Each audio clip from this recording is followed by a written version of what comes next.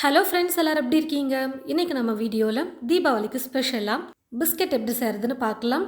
எல்லா அளவுகளும் கரெக்டாக போட்டு நம்ம இன்றைக்கி பார்த்தீங்கன்னா பர்ஃபெக்டாக நல்லா மொறுமொறுப்பாக சாப்பிட்றதுக்கே ரொம்ப சூப்பராக டைமண்ட் பிஸ்கெட் எப்படி செய்கிறதுன்னு பார்க்க போகிறோம்.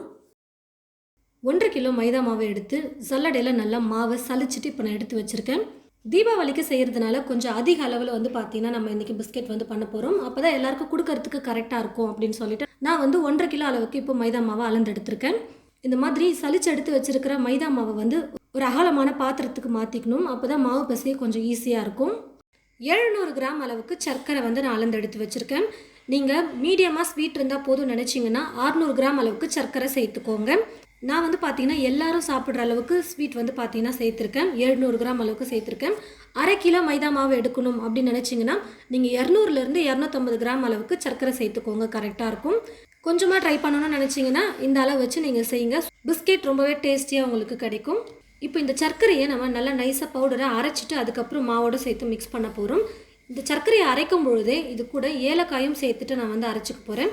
ஏலக்காய் தூள் இருந்தால் நீங்கள் சேர்த்துக்கோங்க. ஒரு 2 டீஸ்பூன் அளவுக்கு ஏலக்காய் தூள் சேர்த்துக்கோங்க.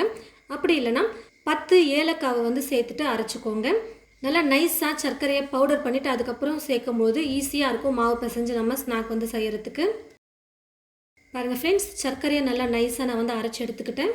தனியாக ஏலக்காவை அரைச்சிங்கன்னா அரைப்படாது. அதனால் சர்க்கரையோடு சேர்த்து அரைக்கும் போது நல்லா நைஸாக அரைப்பட்டு வந்துடும். மைதா மாவு எடுத்து வச்சுருக்கிற இந்த பாத்திரத்துலேயே அரைச்சி எடுத்து வச்சுருக்கிற இந்த பவுடர் பண்ண சர்க்கரையும் சேர்த்துக்கிறேன். இப்போ இது கூட 1/2 டீஸ்பூன் அளவுக்கு பேக்கிங் சோடா சேர்த்துக்கிறேன். அதாவது சமையல் சோடா சேர்த்துக்கிறேன். நம்ம சோடா உப்பு போடாமலும் பார்த்தீங்கன்னா இதுக்கு முன்னாடி சேனலில் இந்த ரெசிபியை அப்லோட் பண்ணியிருக்கோம். கடையிலலாம் பார்த்தீங்கன்னா இந்த பிஸ்கெட் கொஞ்சம் மொறுமொறுப்பாக இருக்கும், கட்டக்கட்டான்னு இல்லாமல். அதுக்கு ரீசன் பார்த்தீங்கன்னா இந்த மாதிரி அவங்க பேக்கிங் பவுடர், பேக்கிங் சோடா சேர்ப்பாங்க. நம்ம வீட்டில் இருக்கக்கூடிய இந்த சமையல் சோடாவை சேர்த்து இன்றைக்கி நம்ம பண்ணலாம். ரொம்ப அதிகம் சேர்க்க வேணாம். 1/2 டீஸ்பூன் அளவுக்கு மட்டும் சேர்த்துட்டு நம்ம பண்ணும்போது கரெக்டாக இருக்கும், நமக்கு மொறுமொறுப்பாக சூப்பராக கிடைக்கும். இந்த கட்டன்னு இல்லாமல் பிஸ்கெட் சாப்பிட நல்லாயிருக்கும். இது ஆப்ஷனல் தான். சோடா உப்பு வேணானாலும் நீங்கள் ஸ்கிப் பண்ணிக்கலாம். கொஞ்சமாக சேர்த்து பண்ணும்போது பிஸ்கெட் சாப்பிட ரொம்பவே சூப்பராக இருக்கும். எந்த ஒரு ஸ்வீட் ரெசிபி செய்கிற மாதிரி இருந்தாலும் கொஞ்சமாக உப்பு சேர்த்துட்டு செய்யும் போது அந்த ஸ்வீட் நல்லா தூக்கி கொடுக்கும். அதனால் 1/4 டீஸ்பூன் அளவுக்கு உப்பு சேர்த்துக்கிறேன். கடைசியாக இது கூட நெய் சேர்த்து நான் மிக்ஸ் பண்ணிக்க போகிறேன். நான் எடுத்துருக்கிற மாவுக்கு பார்த்தீங்கன்னா 250 மில்லி நெய் நான் சேர்த்துக்கிறேன். நெய் கொஞ்சம் அதிகமாக சேர்த்து பண்ணும்போது நல்லா சூப்பராக இருக்கும் பிஸ்கெட் சாப்பிட. ஒரு சிலருக்கு நெய் பிடிக்கலைன்னா நீங்கள் வெண்ணெய் சேர்த்துக்கலாம். அப்படி இல்லைனா எண்ணெய் கூட நீங்கள் சேர்த்துக்கலாம். எண்ணெயை நல்லா சூடு பண்ணிவிட்டு சேர்த்துக்கோங்க. முதல்ல சேர்த்துருக்கிற எல்லா பொருளையும் நல்லா கலந்து கொடுத்துட்டு அதுக்கப்புறமா இந்த நெய்யையும் சேர்த்துட்டு நல்லா கலந்து கொடுத்துக்கணும். மாவோட அளவு கொஞ்சம் அதிகமாக இருக்கிறதுனால நான் பார்த்தீங்கன்னா 250 மில்லி அளவுக்கு நெய் சேர்த்துருக்கேன். பார்க்கும்போது நெய் அதிகமாக இருக்கிற மாதிரி இருக்கும். ஆனால் நம்ம எடுத்துருக்கிற மாவோட அளவு பார்த்தீங்கன்னா கொஞ்சம் அதிகம்ன்றதுனால இந்த அளவுக்கு நெய் சேர்க்கும் போது தான் பிஸ்கெட் டேஸ்ட் நல்லாயிருக்கும். பாருங்கள் ஃப்ரெண்ட்ஸ், நெய்யும் சேர்த்துட்டு மாவை நல்லா கலந்து கொடுத்துக்கிட்டு இந்த உருண்டைகள் எல்லாம் எதுவுமே இல்லாத மாதிரி நல்லா மாவை நான் மிக்ஸ் பண்ணி எடுத்துக்கிட்டேன். இப்போ இது கூட தண்ணி கொஞ்சம் கொஞ்சமாக சேர்த்து மாவு பிசைஞ்சிக்கலாம். ஒரு சிலர் பார்த்தீங்கன்னா தண்ணிக்கு பதிலாக பால் கூட சேர்த்து மிக்ஸ் பண்ணுவாங்க. ஆனால் பால் சேர்த்து பண்ணும்போது ரொம்ப நாளைக்கு நம்ம ஸ்டோர் பண்ணி வச்சு சாப்பிட முடியாது. அதே இந்த மாதிரி தண்ணி சேர்த்து நம்ம மாவு பிசையும் போது இந்த பிஸ்கெட்டை நீங்கள் 1 மாதம் கூட வச்சு சாப்பிடலாம். கெட்டு போகாமல் நல்லா மொறுமொறுப்பாக சூப்பராக இருக்கும் சாப்பிட்றதுக்கு. பாருங்கள் ஃப்ரெண்ட்ஸ், தண்ணி கொஞ்சம் கொஞ்சமாக சேர்த்து மாவை நல்லா கெட்டியாக நான் பிசைஞ்சு எடுத்து வச்சுருக்கேன். ரொம்ப கெட்டியாக இருக்கிற மாதிரி பார்த்துக்கோங்க. அப்போ தான் பிஸ்கெட் எண்ணெய் குடிக்காமல் இருக்கும், சாப்பிட்றதுக்கு நல்லாயிருக்கும். ரொம்ப இலக்கமாக பிசைஞ்சிட்டாலும் நமக்கு தேய்க்கிறதுக்கு கஷ்டமாக இருக்கும். எண்ணெயும் கொஞ்சம் அதிகமாக குடிக்கிற மாதிரி இருக்கும். நல்லா மாவை கெட்டியாக பிசைஞ்சு எடுத்துக்கோங்க. நல்லா மாவை பிசைஞ்சதுக்கப்புறமாவும் கொஞ்சம் கொஞ்சமாக இப்போ நம்ம மாவு எடுத்து நல்லா ஒரு முறை உருட்டி எடுத்துக்கிட்டு மாவை நல்லா பிசைஞ்சிக்கிட்டு அதுக்கப்புறமா மாவை தேய்ச்சி எடுத்துக்கலாம். நல்லா மாவை பிசைஞ்சிட்டு நைஸாக உருண்டை பண்ணிவிட்டு மாவு தேய்க்கும்போது ஒட்டாமல் இருக்கிறதுக்காக கொஞ்சமாக நான் மைதா மாவு போட்டுக்கிறேன். ரொம்ப மெல்லிசாவும், அதாவது சப்பாத்திக்கு தேய்க்கிற மாதிரி இல்லாமல் அதோட கொஞ்சம் மொத்தமாக தேய்ச்சிக்கோங்க. ஆனால் ரொம்ப மொத்தமாகவும் தேய்க்கக்கூடாது. வீடியோவில் பார்க்கும்போது உங்களுக்கு தெரியும். இந்த அளவுக்கு நீங்கள் தேய்ச்சி எடுத்திங்கன்னா கரெக்டாக இருக்கும். இந்த சைஸ்லேயே நீங்கள் மாவு தேய்ச்சிக்கோங்க.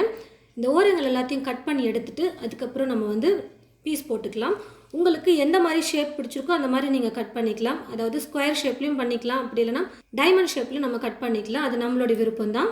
அதே மாதிரி பிஸ்கெட் உங்களுக்கு எந்த சைஸில் வேணுமோ அதுக்கேற்றது போல் நீங்கள் கட் பண்ணி எடுத்துக்கோங்க. உங்களுக்கு எந்த மாதிரி பிடிச்சிருக்கோ ஸ்கொயர் ஷேப்பில் அப்படி இல்லைனா டைமண்ட் ஷேப்பில் நீங்கள் கட் பண்ணி எடுத்துக்கோங்க. கையில் எடுக்கிறத விட இந்த மாதிரி கத்தியில் இல்லைனா தோசை கரண்டியில் அந்த மாதிரி எடுக்கும்போது ஈஸியாக வரும். கொஞ்சம் நிறைய தேய்ச்சி வச்சுக்கிட்டோம்னா எண்ணெயில் போட்டு ஃப்ரை பண்ணுறதுக்கு ஈஸியாக இருக்கும். இப்போது கடாயில் எண்ணெய் ஊற்றி வச்சுட்டு எண்ணெயும் வந்து பார்த்திங்கன்னா நல்லா காஞ்சிருச்சு. தேய்ச்சி வச்சுருக்கிற இந்த மாவை வந்து எண்ணெயில் போட்டுக்கிறேன். நம்ம தனித்தனியாக ஒவ்வொன்றா எடுத்து போடணும்னு இல்லை. ஏற்கனவே நான் சொன்ன மாதிரி மாவு போட்டு தேய்ச்சி கட் பண்ணி வச்சுருக்கிறதுனால ஒன்றோட ஒன்று ஒட்டாமல் தான் இருக்கும். நம்ம அப்படியே எண்ணெயில் கொட்டி கலந்து கொடுக்க ஆரம்பித்தோம்னா தனித்தனியாக பிஸ்கெட் வந்து பார்த்திங்கன்னா ஃப்ரை ஆகும். ஒன்றோட ஒன்று ஒட்டவே ஒட்டாது.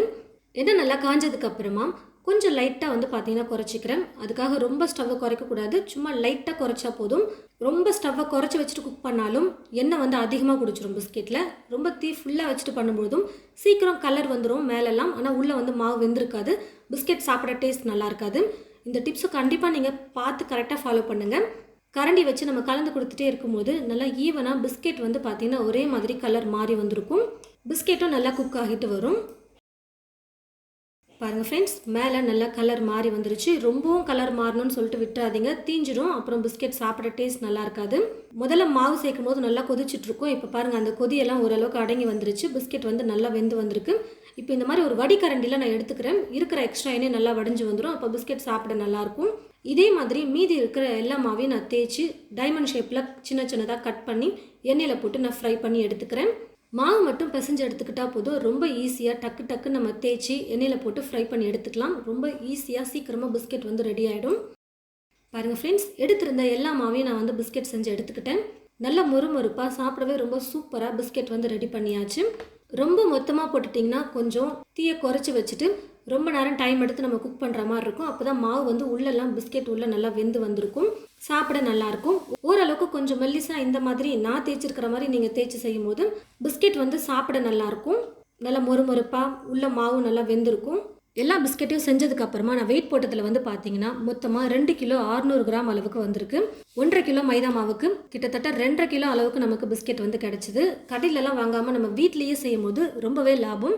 இந்த பண்டிகை டைம்லலாம் வந்து பார்த்தீங்கன்னா நம்ம வீட்டில் செஞ்சு எல்லாருக்கும் கொடுக்கும்போது ரொம்ப சூப்பராக இருக்கும். கண்டிப்பாக நீங்கள் உங்களுடைய வீட்டில் நான் சொன்ன இதே அளவுகளை கொண்டு வரக்கூடிய தீபாவளிக்கு இது போல் டைமண்ட் பிஸ்கெட் ட்ரை பண்ணி பாருங்கள்.